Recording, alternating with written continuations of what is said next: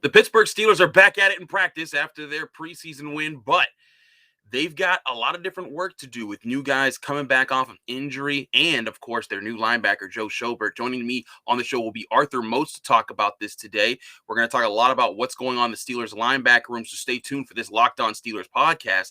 But if you have fantasy football questions and you need them answered before your draft, don't miss our Locked On Fantasy Live on Wednesday, August 18th at 9 p.m. Eastern, streaming on the Locked On NFL YouTube page. You can subscribe now so you don't miss it. Our stable of fantasy experts will answer all of your questions live, or you can submit them ahead of time to @LockedOnNetwork on Twitter. I'm Chris Carter. This is the Locked On Steelers podcast. Let's get into it.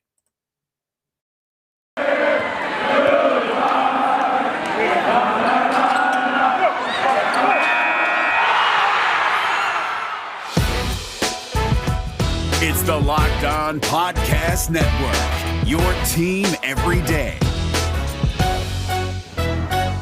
You are Locked On Steelers, your daily Pittsburgh Steelers podcast, part of the Locked On Podcast Network, your team every day.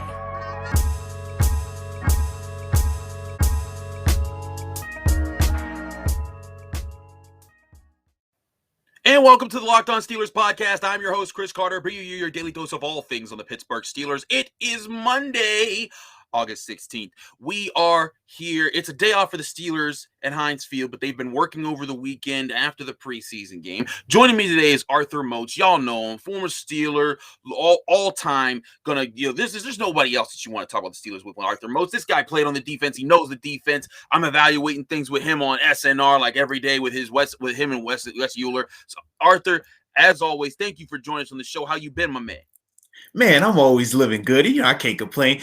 Anytime me and you get to get on the mic, talking ball, always a blast, man. So, I can't wait. Yes, sir. This is always awesome to have you on the show here and to do shows with you in general. But, of course, the big news in Pittsburgh over the weekend was the trading to get Joe Schobert on the night of the preseason game. I broke down just the initial story of the trade when it came to what happened there on the Friday episode. But some things I haven't been able to say on the air because we were off the air on Saturday and Sunday. First and foremost, the Steelers gave up a 6th-round pick to get him. Nothing for a guy who was a Pro Bowler not too long ago and has been a top tackler for the Jaguars the last year and the Browns the year before, has 7 interceptions over the last 2 years, 13 pass breakups. The guy's been the top producer. To get him, you're like, okay, well, maybe they just ate up all of his contract. Then no, Arthur, we find out the Steelers aren't even paying the majority of the contract. That's still the Jaguars. And he was only going to count about $1.3 million against the cap for the Steelers. That's insane numbers. The Jaguars basically gave the guy away and are still eating up a good bit of his money. Yeah, that's absolutely the case. I mean, I was absolutely astounded by that when I found out the numbers because we were all under the assumption that if it was just going to be a late round draft pick, that the Steelers would have to take the burden of that contract. But when you see that the Jaguars are still on the hook for a large amount of that, and the fact that the Steelers have an easy out with Joe's contract next offseason where they can release him and not have any dead money or owe anything else to him. Crazy. To me, I mean, this was one of those Kevin Colbert, you just pat him on the back and say, this is why you're the GOAT. This is why we love what you do, because we can't make it make sense.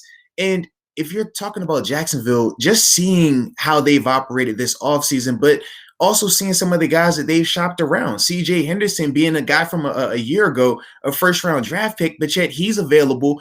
To me, it just says that Urban Meyer wants to do it with his guys, his way, and there's nothing wrong with that.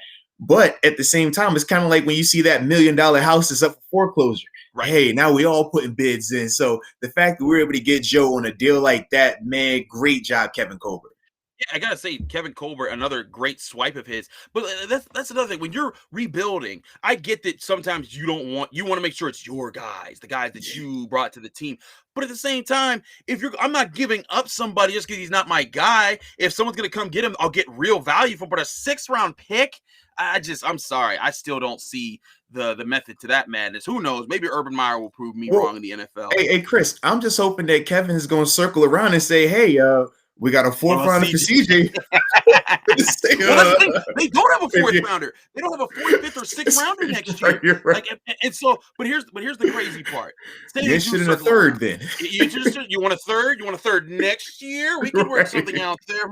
Like that. That's the crazy part about this situation is that, you know what? If CJ Henderson is still on the block, I mean, guys who are covering Jaguars training camp are like, this guy's their best cornerback right now. I don't know why they would want to give him up. You know, I imagine it would take a steeper price for a guy on a rookie contract, a top 10 pick like CJ Henderson compared to a Joe Schobert. But who knows, man? I'm still stupefied by how all this stuff has worked for Joe Schobert. Chris, because I was going to say, I mean, just sticking with the contract talk, if it was that case, right, in terms of, okay, him being on a rookie deal, well, then the Steelers would have had to eat a lot more of that contract. Right. But when you see that Jacksonville is still going to take on that large amount, I'm just sitting here like, I don't get it. I don't understand this at all. There had to be something like, you know, breaking philosophy and you know, some disagreement that we haven't been privy to. There's something missing there because I don't care if you're trying to unload a guy. And again, Joe Schobert isn't, you know, we don't have any record of this man being crazy. We don't have any record of this man playing horribly. Like, it'd be different if Joe Schobert was just a completely useless player last year. But he had several interceptions, several pass breakups, and sure, the Jaguars stunk, but they were going to stink no matter who was playing, you know, Mike linebacker for them last year. So again, seems like a crazy situation, but now you get a veteran in Pittsburgh, a 27-year-old, you know, several year vet who's playing next to Devin Bush. In the next segment, I want to talk to you, Arthur, because we got to talk to Joe Schobert at Heinz Field after his first practice, and we saw him running with the first team in 7 shots and in 11-on-11s. He's running right next to Devin Bush, and we found out that he's going to be wearing the green dot calling plays. We're going to get to that in just a minute with Arthur Moats because that's a very interesting storyline. But we got to talk about our friends about betonline.ag. With football season approaching, you'll want to get on all the gambling action on betonline.ag, the best online sportsbook. Get all the odds on records, stats, awards, and season winners on the NFL season right at betonline.ag. Pittsburgh fans, the over-under for wins is set at 8.5, which means as long as Mike Tomlin's Steelers avoid their first losing season in his time coaching, you can win money easily at betonline.ag. And you can also bet on all the Major League Baseball action going on this summer. Before the next pitch or before the next snap, go to betonline.ag on your laptop or mobile device to check out all the great sporting news, sign-up bonuses, and contest information. And make sure when you sign up, you receive your 50% welcome bonus on your first deposit by using the promo code LOCKEDON. That's LOCKEDON, Locked On, for your 50% welcome bonus on your first deposit at betonline.ag, your online sportsbook experts.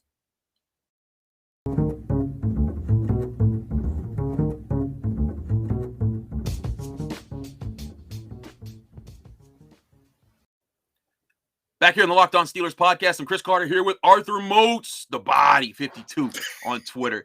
So I got to say it one time, and you say it all the time. I like it. The Body. It's you and West got that down, man. That stuff is hilarious. But Arthur, I wanted to get your thoughts. You know, you're a defender. You've played in the NFL for several years. You played for the Steelers for several years.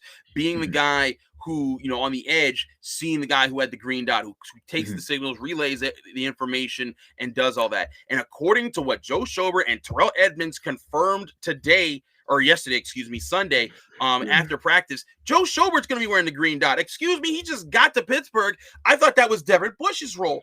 Is there a bit of an alarm that should be going off here? Like, wait, why isn't Devin still the man being the 10th overall pick at linebacker? Hey, in the NFL, life comes at you fast. It is that simple, man. Joe is a proven player. Joe, at this stage, right, as we're sitting here on Monday, August 16th, right, 2021, Joe is a better player than Devin Bush. Not a better athlete than Devin Bush, but a better player. Devin, in terms of athletic ability, yes, Devin is 10 times out of 10, he's going to be able to do better things in terms of speed, agility, things like that. But when we're talking about productivity, Devin hasn't had a season like Joe has had on numerous occasions. I mean, Joe, he can do it in coverage. He can do it in run support. I mean, Coach Tomlin talked about his ability to get after the quarterback and just how versatile of a player he is. When you have a guy like that coming here already established, and we saw with Devin, not even necessarily that one game, but as a whole, he just hasn't had a lot of experience. He hasn't had a lot of productivity just yet. We think he can grow into it, but he hasn't shown that just yet.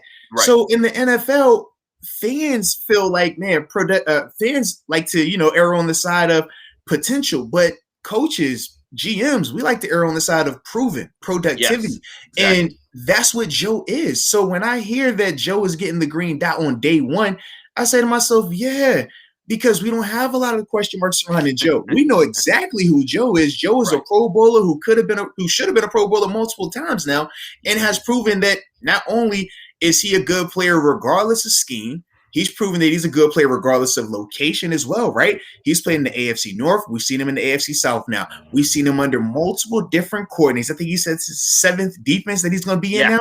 7th. So when you play in that many defenses, yet your productivity still is the same, it lets me know it's not the scheme. You're just a good player. So when I hear that he's getting that opportunity, I am 100% behind it. And I like it because it's going to push Devin. It's going to make Devin have to respond. Devin hasn't had to face any NFL adversity like this just yet, where you're walking into a room and you're not the alpha in there anymore. That's going to be new to him. How does he respond to that? Ultimately, I think it's going to bring out the best in him, but time will tell. No, that's where I see this too. This is also a note to Devin Bush. Is like, hey man, like, it's not just Vince Williams anymore. It's not just Robert Spillane and all these other guys in here. You have to compete with a dude who's been, like you said, been a Pro Bowler, has several interceptions, and Joe Schobert's a guy who's grown over his career. I mean, he's given the Steelers fits, at times. Like, he's 2 years. Was it 2 years ago? Come on now. Yeah, that was the forgotten part of that Thursday night game. Yeah. He had an interception on Mason that closed out the game. Right before that, the Myles Garrett incident. Yeah. I mean, that's the thing. This guy has been a problem for the Steelers in the past. Now he becomes an asset, and this is going to be very interesting because also now you have a defense that majority of it young. Minka Fitzpatrick, Terrell Edmonds, Devin Bush, TJ Watt, he's on the end of his Alex Highsmith. Yeah, Alex Highsmith is starting. And you had some veterans like Cam Hayward, Stephon Tua is still, he's a vet, but he still only had like one supreme season. Right. You have Joe Hayden out there, but now you've added Melvin Ingram, even just as a depth piece to bring some veteran leadership to the locker room. And now you bring Joe Schobert, who's ran several defenses. He's been used to taking the signals and relaying everything. Maybe, Arthur, and this is just me, maybe this could be a very good thing, like you said, not just to push Devin Bush, but to let him just play for a little bit. It's like, look, this guy's still 23 years old. That's the age that a lot of dudes get to the NFL and, or at least starting in the NFL. Right. This will allow him, and also we heard from Joe Schobert, he said he'll be right now he's been told he's going to be the nickel backer, the dime backer, and he's going to be the Mac backer and the Mac back on 3-4 defenses. The Mac position, I always assumed that would always be Devin, so long as he was a Pittsburgh Steeler until he got into like his late days in the league. So this tells me maybe they're that much more comfortable with Joe Schobert working in coverage, and maybe this will allow Devin to kind of say, hey, use that speed, fly tackle to tackle, blow up run plays, and then cover running backs or blitz the quarterback. But maybe that's what they're trying to do, is use Joe Schobert's savvy and coverage behind him and let Devin be the aggressive one. Yeah, I mean, that's easily a way that they could be approaching that thing as well. And personally, I mean, when we talk about Devin, when he thrived in that defense was when he didn't have to be the green dot guy, when he was able to lean on somebody else. Typically it was Vince Williams. When you have a resource like that, and I've been able, throughout my career to be a guy with the green dot and be able to play alongside a guy who had the green dot. And trust me, when you're the guy next to the one with the green dot, it's way easier on you. You don't have to talk as much. You don't have to think as much. You can just play. That green dot, man, it comes with a ton of attention, a ton of responsibility. And at times it could be a little bit of a hassle. I mean, I remember Lawrence Timmons. He was like anti-green dot because he just didn't feel like he could be the one he wanted to be. And that's ultimately how we forced Ryan Shazier as a rookie to have to step into that role. So when we're talking about Joe doing this thing, man, I'm like, I 100% support it. And I do think it will benefit Devin in the ways that we just talked about, right? In terms of taking that off of his plate. But if you're Devin, you were drafted 10th overall. Yes. You weren't drafted 10th overall to be Robin. Nope. So do not get comfortable with that, because that's not what you were brought here for. Honestly, if you're Devin, take it as disrespect. Take it as I want to prove every single play that I'm better than him, that I'm a more productive linebacker, because that's how you have to look at this thing, man. They don't bring in a guy like Joe for any old reason. No. Like that's a message to everybody in that room that that the play wasn't good enough. Right. And that's the thing here, Yeah. right here, is that, and it's crazy because we were talking about a lot leading into the draft that inside linebacker or off-ball linebackers, that should have been a priority for the Steelers. They waited to the 4th round. They got Buddy Johnson, who, thumbs up, like, good guy in the middle rounds, but obviously not someone you're expecting to start this year and maybe even next year. And now you get a Joe Schobert. That guy is going to start this year. Next year, if he's still around, and the year after that, probably even, because he's going to be in his prime, and that's going to be a bridge to be able to either Devin Bush prove that you were worth the 10th overall pick, or Buddy Johnson step up in a couple years so that you can be the number 2 next to Devin whenever Joe Schobert's time is done with the Steelers. But to me, this has the potential to solidify the middle of this defense against the pass, which has been maybe its biggest weakness over the past couple years, and looked like it could have been a major weakness this year with the way that we've seen Spillane play in coverage when you ask him to play the majority of the snaps. And with Ulysses Gilbert hasn't really matured into a player that could take away, that could be an eraser at that spot.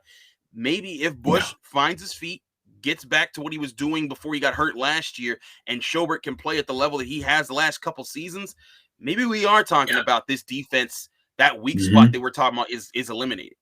Yeah, definitely, man. That's certainly what I'm hoping, man, because those two guys, man, Joe and Devin, if they're playing to their full capabilities, it just relieves so much pressure on this defense. Yeah. When you talk about this defense, if they aren't able to really stop the run like how we know they can do, it's gonna look like how it did in week 6, in that wild card game, where we saw just how a team like Cleveland was able to just have their way because they could get that run going and really just stay on schedule. Those guys are gonna have to be big time players, and I feel like they're more than capable of that. I do too. I think that this could be a really special combination. And like you said, when your X Factor players can just worry about being X Factor players. And when I say X Factor, I mean TJ Watt, Minka Fitzpatrick, Cam Hayward, potentially even Stephon Tuitt. Those guys can play their roles without worrying, hey, we have to make up for this guy over here because he's not as shaky. So we got to compensate for that. When they can trust, hey, you guys can just go play. Those are the best defenses when you have trust across the board. So maybe Joe Schobert brings that kind of trust to the linebacker position right next to Devin Bush, and who knows, maybe the addition of him and Ingram are two guys that solidify this defense so that they're solid moving forward. But like you said, there might be another move here. CJ Henderson's one cornerback that we're hearing talked about, but it's crazy. This time last week, Arthur, no one was talking about Joe Schobert maybe being on the trade block and coming to the Steelers. This is why I've been saying this whole time. People are saying, oh, sign this guy. Oh, do this. You never know who's really available. There could be someone out there like a Joe Schobert who fits exactly what you need, and you can get the financial situation to work in your favor like Joe Schobert. So stay tuned, Steelers fans. There could be more moves coming from Kevin Colbert to fix the defense. But we got to switch topics to the offense. I want to talk about this offensive line with you, Arthur, while we still have you. But we gotta switch over and talk to our friends at Built Bar, because as you know, Built Bar is the healthy treat that tastes like a candy bar, and it's the perfect protein bar for you. It's the official protein bar of the U.S. track and field team, and it comes in so many different flavors, whether you want a fruity snack like raspberry, strawberry, orange, or something different like salted caramel, cookies and cream, Rocky Road, or even my personal favorite, double chocolate. Built Bar has so many flavors to enjoy, and the best part, they're all healthy. They range from 130 to 180 calories, 17 to 18 grams of protein, 4 to 5 grams of sugar, and only 4 to 5 grams of net carbs. That's a tasty and healthy snack that'll save you from eating the snack you'll regret later and stay on task with anyone's diet. Order today and get your favorite flavor delivered to your door by going to built.com and use the promo code LOCKED15. That's LOCKED 15, all capital letters, all one word, no spaces, and you'll get 15% off your next order by entering the promo code LOCKED15 for 15% off at built.com. Also, we are sponsored by rockauto.com, where you can save time and money by visiting rockauto.com instead of going to the car dealership or your chain store, where sometimes you'll spend either 30%, 50%, or 100% more on a car part you need. For example, a Honda Odyssey fuel pump is $353 if you buy it from the chain store, but only $216 at Rock Auto. Rock Auto is a family-owned business and serving do-it-yourselfers for over 20 years. Their prices are reliably low for every customer. They have everything you could need, from brake parts to tail lamps to motor oil and even new carpet. Go explore their easy-to-use website today to find the solution to your auto part needs. Go to rockauto.com right now and see all the parts available for your car or truck. But be sure to write Locked On in their "How did you hear about us" box so that they know that we sent you. Amazing selection, reliably low prices, all the parts your car will ever need. Visit rockauto.com today. All right, now after I've been done reading all those ads, Arthur, thank you for being patient right there. We're going to keep it rolling right here on the Locked On Steelers podcast. You see me, I'm doing live reads, baby. We got ads coming everywhere. Hey, I said you are a soldier. I love it, man. We got snacks and car parts and betting odds all on this show right here. That's what we do. Let's go. Yeah. But Arthur, let's talk about the offensive line, all right? Because in his last, we still haven't seen. It's crazy. We still have not seen, not even in a practice. And you and me, we've been behind the scenes seeing a couple practices that weren't even for the public available eye. to people, right?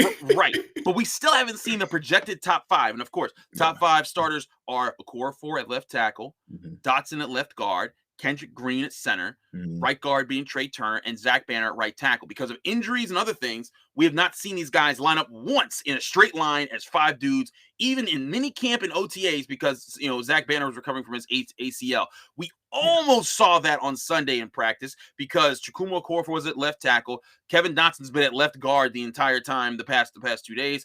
Trey Turner was at right guard, and Zach Banner was at right tackle, moving pretty well, by the way. It looks like Zach's got his feet back under him, which is really good to see. That guy deserves a full year chance with this offense. But no Kendrick Green to be seen. It was J.C. Hassenauer at center. I wanted to get your thoughts, Arthur, on a few things. First of all, did Kevin Dotson prove to you in that preseason game that he's the man and he deserves to be that starter? No more questions asked. Mike Tomlin can play those games, but we know what the real deal is. To me, Dotson, we know who he is. Yes. We know that he gives them their best chance to win. I don't think that's a secret. I don't think that Coach Tomlin is alluding from that fact, but I do agree with Coach Tomlin in terms of making a young player work for it. We as fans want to just give people spots, right? Kevin Dotson played well last year in a couple of games. Just give him the spot. It's his, above reproach, above competition. We try to do the exact same thing with Robert Spillane. And all I'm saying is competition is nothing wrong with that. Right. Making a guy have to work for it and earn it, it's nothing wrong with that. Agreed. So regardless of if Kevin Dotson remains in the starting lineup for the rest of these 28 days of training camp, or if Coach Tomlin wants to continue to put, hey, Rashad Cowell, you could have rep in here. You play a little bit in there. At the end of the day, we know what the result needs to be at the end, and that's Kevin Dotson starting at left guard. And if he is the player who we think he truly is, it won't be a debate. It won't be a discussion. And that's the thing that I love about Coach Tomlin in terms of how he's handling this. He's making Dotson just show, like, hey, if you're as great as you feel like you are, as much as the expectations are on you right now, this should be nothing. Right. Because you're going to have those moments when we need you going into a playoff game where the expectation is, yeah, we need you to block this guy. We need you to block Calais Campbell. We need you to go out here and block Aaron Donald. We need you in the end zone. We need this 1 yard right here. That. We need that. So if you can't handle this situation where I'm just kind of janking your chain here in training camp, what are we going to do when it really matters? So Kevin Dotson, from my perspective, I think he's been handling it really well, especially with his work demeanor. And what do I mean by the work demeanor? Not necessarily on Sundays on game days, because game day, you're always juiced up. It's easy to get going on game day. Right. But you watch him in practice. He doesn't practice like a 2, even when he's with the 2s.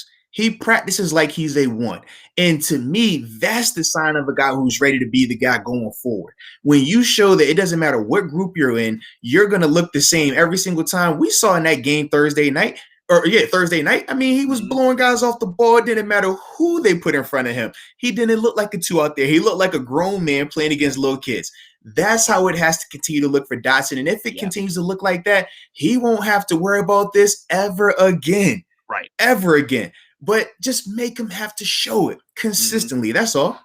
That's what Mike Tomlin's doing. Again, one thing I talked about you on Steeler Nation Radio and you guys, the Steelers Blitz show during training camp, is that Kevin Dotson, he's never won a training camp battle. And I think that's a rite of passage that you got to pass, even if it's not on the team. Like Joe Schobert didn't win a battle, but he won it on like 3 other teams that he's been with, right? So you gotta arise from that, man. If you haven't made it out the mud, so to speak, from a position battle standpoint, like how you can't really you can't really relate to that. And that's the thing. It's like, you got to go through something a little bit, man. You appreciate it that much more, though.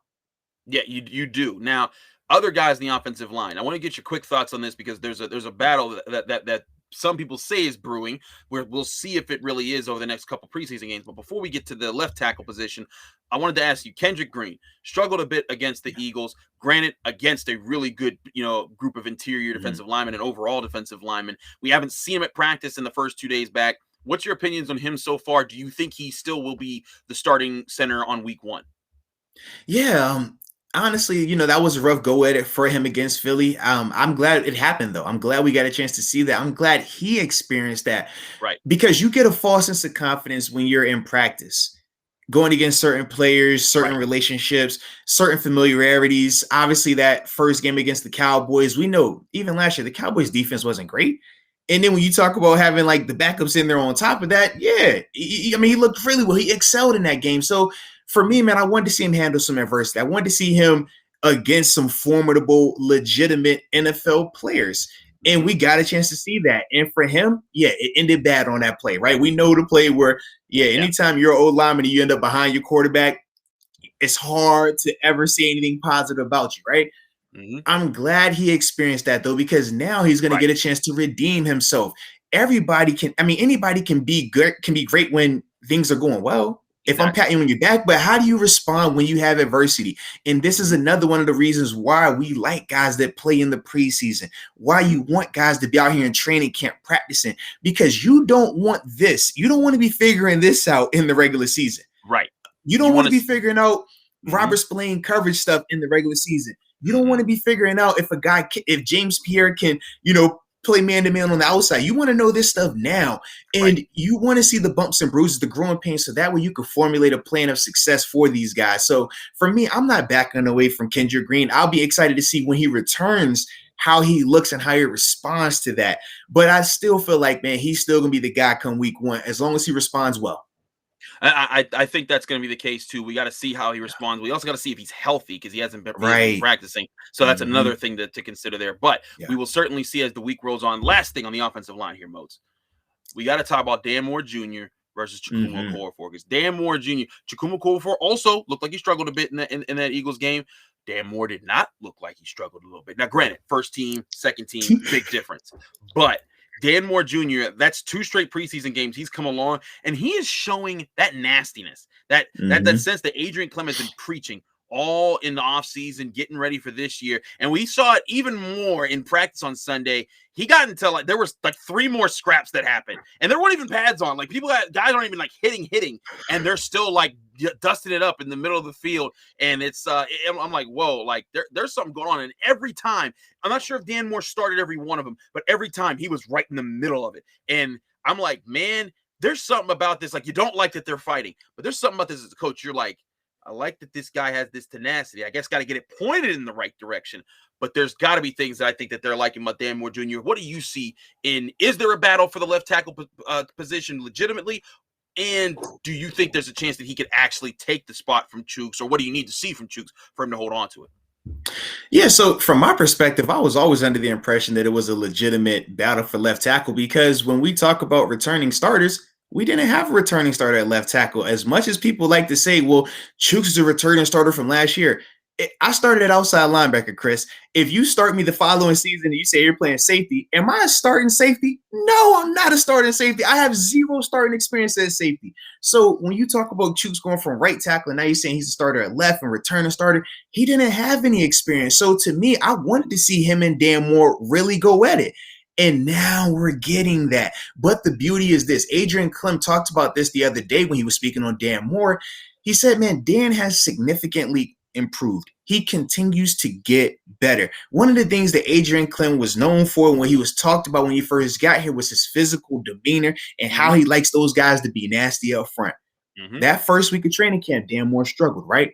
Physicality was a little bit in question in terms of his technique, how good he could be. We talked about how Alex Heisman was beating him like a drum. Then Melvin Ingram was beating him like a drum. Yeah. Well, now it's changed. It's a little now different. Dan comes out there and he's putting hands on people, and the fights, that's why they start. When a guy is blocking a little bit too good, he gives you that Mhm. extra at the end of it. You feel that. It makes you feel some type of way. That's a positive for Dan. So to me, I love the fact that he's been able to elevate his play now to where it's a legitimate competition between him and Chooks. But I still feel like Chooks has the inside track just because he has NFL experience, not necessarily at left tackle, but just being in stadiums. And I think that because he's handled adversity as well, he's going to respond to this. Chooks has had bad performances, but he bounces back. And that's when you're talking about training camp, when you're talking about finding your best guys to go forward, this is what you want. It's not a knock on Dan or Chooks. Whoever emerges from this is ultimately going to be the better player and is ultimately going to make our team that much better. So for me, I like this a lot, but it's definitely a legitimate competition in my eyes. Yeah, I see it that way too, that there's going to be some battling going on. Chooks, he was at practice on Sunday.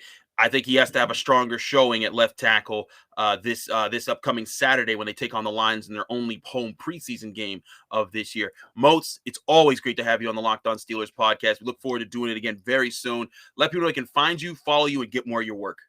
Oh, yes, indeed, man. Hey, well, first off, Chris, always a blast being on with you. Appreciate the hospitality, baby. Yes, from sir. the Yes, heart, sir. from the heart. But to find me, man, all of my media content is on YouTube. Just type in Arthur Moats, and yeah, you'll see it right there. Verified channel with all the media content, and I'm on all social media at TheBody52. All the accounts are verified, man. With yours truly, baby. Absolutely. Check out Arthur Moats. The man is a genius when it comes to breaking down this stuff. Like, you know, when I break down stuff, I'm a nerd. Like I'm just a guy that watches film and I'm like, oh, that's cool. Arthur's a nerd who's done it. Like he's a nerd and a jock. Like he's done all the work. Hey, so look, like as long as us nerds are sticking together, that's all that matters. Exactly. Nerds all the way. Right there. I'm Chris Carter, host of the Locked On Steelers podcast. Thanks so much for watching and listening. Remember, you can watch us on YouTube, Apple, Spotify, Google Podcasts, and Odyssey, anywhere podcasts are hosted. Really, rate us 5 stars with a positive comment on Apple. You get a shout out at the end of the show. Follow me on Twitter and Instagram at Carter Critiques. I'm only verified on one. I'm not on Arthur's level yet, but I'm working my way there, baby. But thanks again for watching the show or listening to the show. Subscribe to our YouTube channel. That really helps us out. Back tomorrow with a Tony Tuesday. Tony Serino. I want to get his thoughts on these top 100 lists because they said Cam is at 57. I'm looking to see if other Steelers are going to be named. Lots of drama there. We'll be talking about that tomorrow.